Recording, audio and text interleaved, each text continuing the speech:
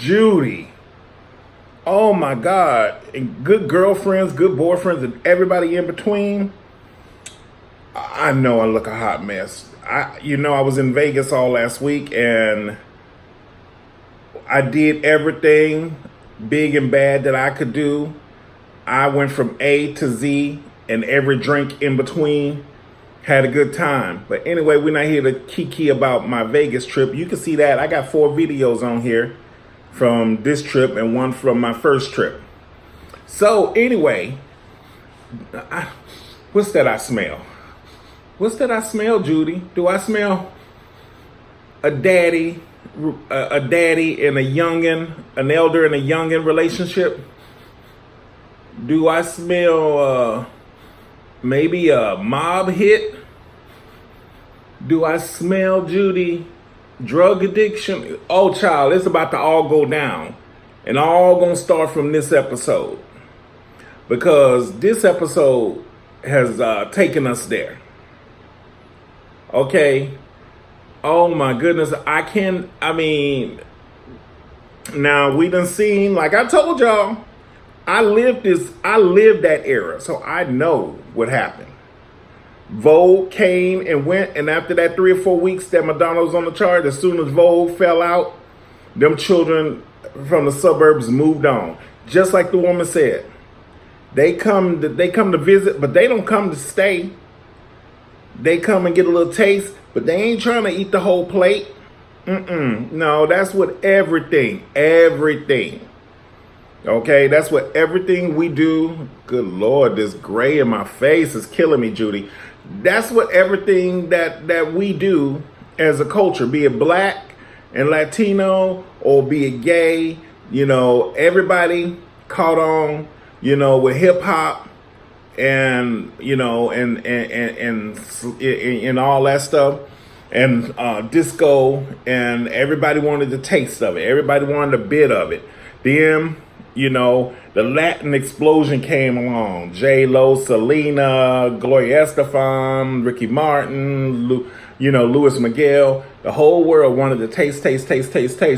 But as soon as it faded out, they moved on. No more salsa, no more merengue, no more tacos, no more enchiladas. All that stuff is edible, but shit, you know what I'm saying. And then, the world caught on to voguing and ball culture and the gay clubs. Now, I can understand where Ricky, Damon, and and the youngins and the kids, they feeling a little down about it. Did you notice how empty the ball was? But that's real life. That's how it was. Every time something comes along and Middle America accepts it, everybody jumps on it. Will and Grace came out. Everybody wanted the gay best friend. Everybody thought that we all as gay men were just like Jack. No, honey, that ain't life. That ain't real life. That's maybe some people's life, but it's a little over exaggerated. That's why I don't like shows like Will and Grace or Frankie and John. And, I don't like comedies. I don't like gay comedies. I don't like shows like that because it's pretty much almost gay people cooning for TV. Okay. But shows like Pose, I think it really hits, to heart because it's really showing real life. It's really showing our life, especially if you were back then. So that was good that Pray Tell and Blanca decided to, embrace the elder role because they are. Even me at my age, I'm an elder. And I'm not mentoring or being a father figure to younger gays because I really don't know any younger gays around me, but I'm a father figure to younger men, be it that they are straight, whatever, but I give them advice and try to teach them life lessons. So, if you have a chance to be an elder to a younger set of gays, you should. Don't, and being a good elder or good dad or good mom, you don't sleep with them. You don't get yourself involved in them. in the romantic sense. That's not being an elder. That's actually being a predator. Okay? That's just my opinion on it, girl. So I see that, so we got that, Vogan has passed on, and the kids are in a slump. Oh my God, poor Ricky. I had a feeling it was going there. I had a feeling. I just didn't know, I just didn't know when they were going to do it. But yeah, now we know Ricky is HIV positive and he's leaning on Pray Tell. You can kind of feel it was going to go there, and he's at disbelief. I guess he thought that he was mostly getting blowjobs from all these guys. You can't get it, baby. You can get it. You can get it. If you got skin on skin, saliva on skin, anything sexual fluids, you can get it, even to this day. So, you got to be careful out there. You got to know who you're dealing with. And you got to pray to God they not dealing with 500 other people. This mess with Blanca and, oh my God, what is that old bitch's name? Somebody remind me. You know what? This is getting intense.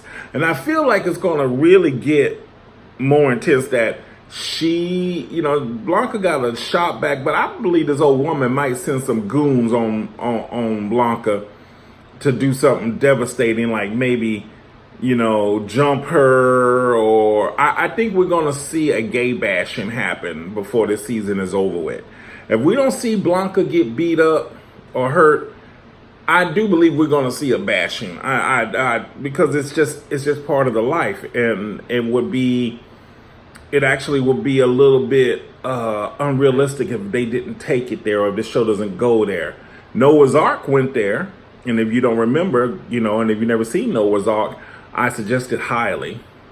And it's a part of our life. It's a part of things that has happened inside, the gay culture. So I have a funny feeling that Blanca might get hurt in that way. Ooh, let's talk about it. Ooh, we got steamy, hot, sexy tea from Lil Poppy laying in that bed just in his shorts, looking sexy. Ooh, I just wanted to lick that screen, Judy. I ain't trying to ruin my TV, but god damn, he was hot. And they just have such a flirty, sexual tension between him and Angel. And they went to that party, and that goddamn Do Me Baby by Belle Biv DeVoe was playing, and that cocaine was flowing. And if you've never taken any drugs like cocaine or ecstasy or Molly, if you've never taken them, you don't get what happens. But if you ever taken any of those three, they are a sexual stimulant. They supercharge your libido, and they were feeling it. They were the king and the queen of the party, and they were feeling that cocaine. They were feeling it, and next thing you know, oh my God, they gave us what we wanted, baby. And if they didn't shoot that scene like that before, they went back and reshot that scene because they knew what we wanted. Okay, I know most of y'all laid up there screaming, talking about, I wish that was Poppy between my legs, baby. I would have paid to just sit in the motherfucking corner and watch. I ain't gonna lie. Woo, that was hot. That was hot. And then they got caught the next morning, and they were just geeking so bad. They must have still been doing coke all night, all the way up to the time that Damon caught them. Now, when Blanca find out, all hell gonna break loose. All hell gonna break loose. But she gonna eventually find out, because she always do. I understand Angel has a fear on many levels of being caught or called out. And we saw at her photo shoot how she may get called out, or who may call her out. But I think she gonna pay the devil to keep her secret. So we're gonna see about that. And then I'm sure that's gonna come up, because old boy was behind her with that devil ass look like of revenge. And I'm sure he wants revenge for his pictures and getting beat up. So, but for her to fall in that typical model, stereotypical party life, that was, that's the things, especially a lot of models back in the 80s, they went through. I really would hate to see her fall out, but it's going to happen. I believe it's going to happen. And that's just the name of the game. It's going to be a lot. I think we're going to see some drama, some tragedy. We may see a rape happen. I don't know. There's so many ways this story can go. And as we already know, they've already started filming season 3, which I can't wait. So I'm sure that season 2 is going to end in a cliffhanger or something tragic that's going to take us into season 3. I'm kind of sure of it. The music, once again, I didn't even make notes of all the songs because I know all the songs. I know, Do Me by Belle Biv DeVoe was in there. My House by Diana Ross was in this episode. I do believe maybe it was, I was about to say Two to Make It Right, but it wasn't. It was, it was a song by CNC Music Factory doing the dance class. Just a Touch of Love by CNC Music Factory, from their second album. So it's called Just a Touch of Love. I just, and to see the the house being covered in a giant condom, that was creative. So, you know what? I think this episode is going to be a gateway episode to some more tragic or more dramatic stuff. I'm sure of it, but I might be wrong. I think the director was Jenny Livingston, and wasn't she the original director or producer of Paris is Burning? I got to go back and check that because I saw her name that said Jenny Livingston, and I do believe she's the one who created Paris is Burning. And if that's so, it's cool to see. It's cool to see them have all of this, all of these people who were back then working on this show, advising this show. I love the fact that they still have Angelica Ross, popping up here and there as Candy's ghost, because like she told Pray Tell last episode, bitch, I'm not gone, I'm gonna hunt you. And I meant to hit on that last time that I didn't get a chance because I watched Pose, I think Saturday morning or whatever, or Sunday morning when I got back from Vegas, and I didn't do a video for it. But I think we all have that ghost, and it may not be anybody we did anything or said anything wrong to. Maybe it's just somebody in our life, and we always wonder what they thought of us or what they think of us, or, so they're always haunting us, But anyway, I think this episode, like I said, Judy, this episode is definitely a gateway episode to some more drama or more dramatic situations, and we're going to see that because this is New York in the 90s, and there was a lot to deal with. The AIDS epidemic, cocaine, ecstasy was coming along, it was just so much that gays we were going through back then. So, you know what? You tell me.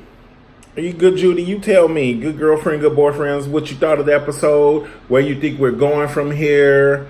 Are you, what did you like about it, what you didn't like about it? Give me your opinions, what, the music. You know what? I want to know exactly, what songs you think they should actually, put in from this era. And everything. I also would like to see maybe a little bit more rock or pop, but the music is on point. You gotta love it. And Pray Tell's fashion choices for this season, they're getting more and more wild, and you can see it reflecting his everyday, Billy Porter's everyday dress also. But until then, I'm going to get back to here. You know, I got to make my coins. It's the end of the month. Paycheck. You know, it's time to get this paycheck and this bonus check. But until I see you again, remember, put that in your tea mug and you sip on it. You tell your mama I said, hey.